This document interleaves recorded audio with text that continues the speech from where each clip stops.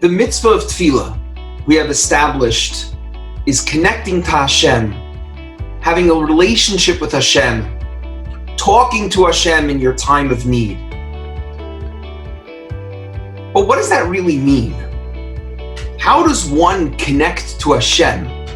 How does one properly talk to Hashem? You know, the Gemara in Brachos tells us that the Hasidim Harishonim, the original pious people, would actually prepare for tefillah in the Siddur for 1 hour before they actually daven Shmona Esrei. What did they do during that hour?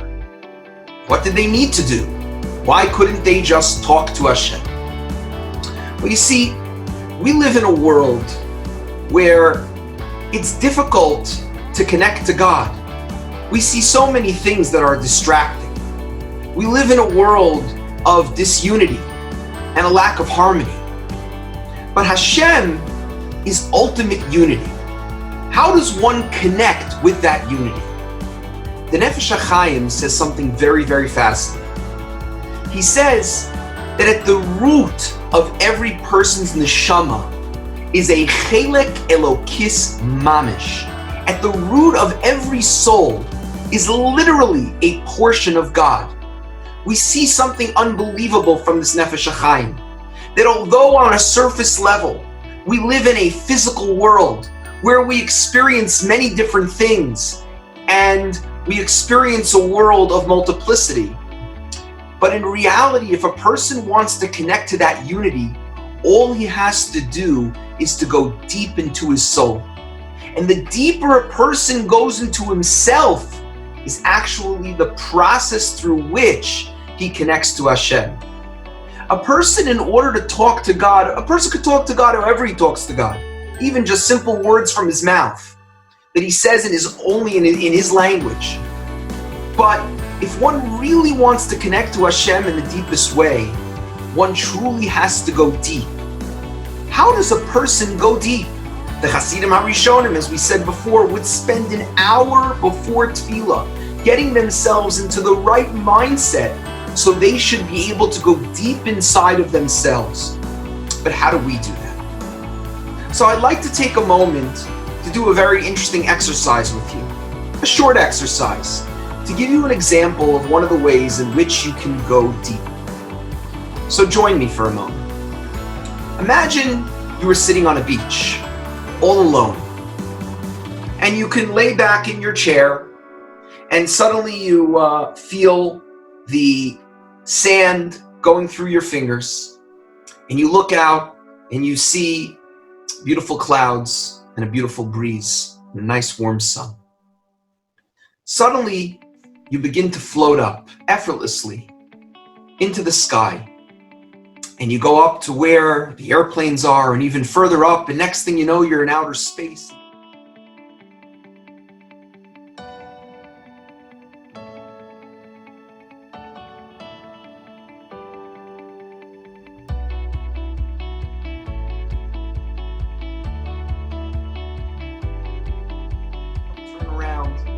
And you look at the beautiful earth.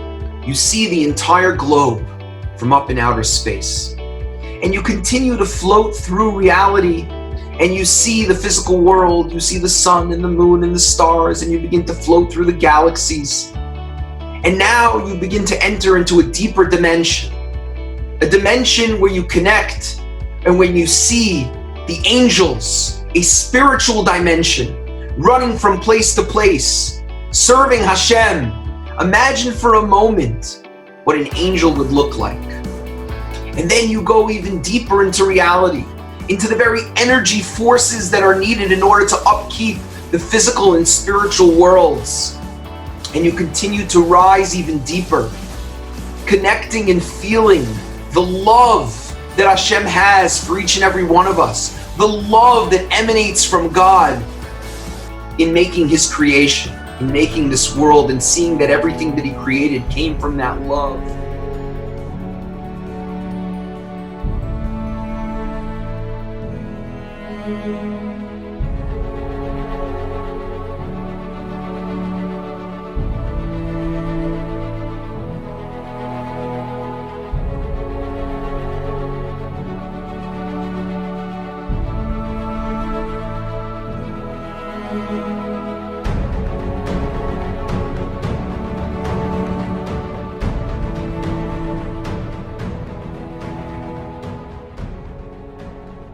finally you approach this beautiful white light.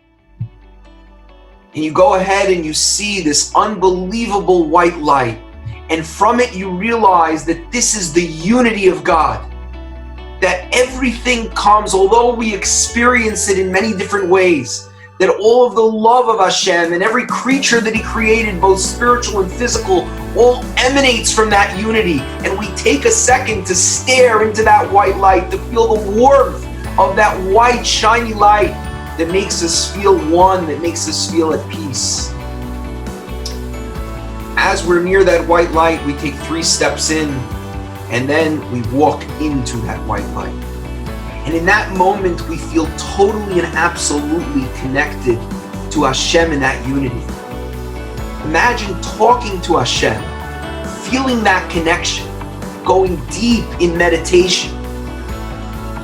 So what we just did essentially, or the exercise I just gave you, was a guided meditation. Now, if you would take your time with this and take each step, you would be able to mentally go from the physical world all the way through the spiritual worlds and eventually get to a point where you are able to enter into Hashem's unity. Imagine the difference mentally between connecting to Hashem by talking to Him in your day-to-day language in the way you normally speak to anyone else, and talking to Hashem from that deep meditative place. What a difference of a tefillah that would be. Now, that exercise that I just gave you right now, here's the thing. I didn't make that up.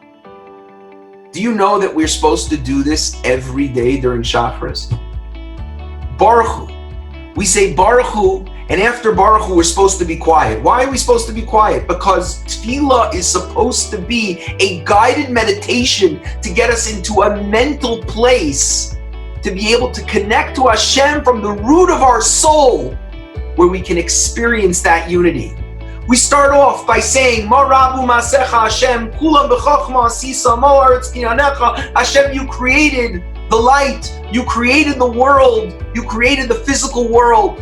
And then we continue and say, Kulam Ahuvim, Kulam Berurim, Kulam Giborim. We speak about the Malachim. We experience and we see the angels with them saying, Kadosh, Kadosh, Kadosh, holy, holy, holy are you, Hashem. And then we experience the energy forces. They face the seraphim. The seraphim are the very transcendental forces, the energy forces that are behind all of reality. And then we feel the love of Hashem. Ava Rabba Aftanu Hashem Elokeinu. And then we close our eyes. We shut ourselves out from the disunity of this world, and we experience the unity of Hashem. That white light of the tzitzis that we hold in our hands. And we feel that everything that we proclaim, Shema Yisrael Hashem Elokeinu Hashem Echad, everything is coming from that unity. Everything is an expression of that unity. And we take 3 steps back and 3 steps forward and walk into that white light and talk to Hashem from a deep meditative state. Now, I know it doesn't feel like that in shul. I know it does not feel like that when you daven. But one of the reasons that Chazal wrote the Siddur and didn't just let you talk in your own words is because they knew that davening's effectiveness, the ability to connect to Hashem, is more than just talking in your everyday life. You can do that too. And that's beautiful. A person should spend time talking to Hashem. But to talk to Hashem, a person has to go deep. A person has to shut himself out from this world and enter a very deep meditative state. And this is what the Hasidim Arishonim did for that first hour.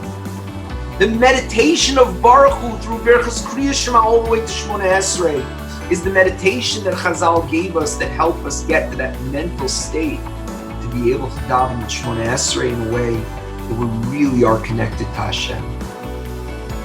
So recognize that the Siddur was not meant to replace your relationship with God.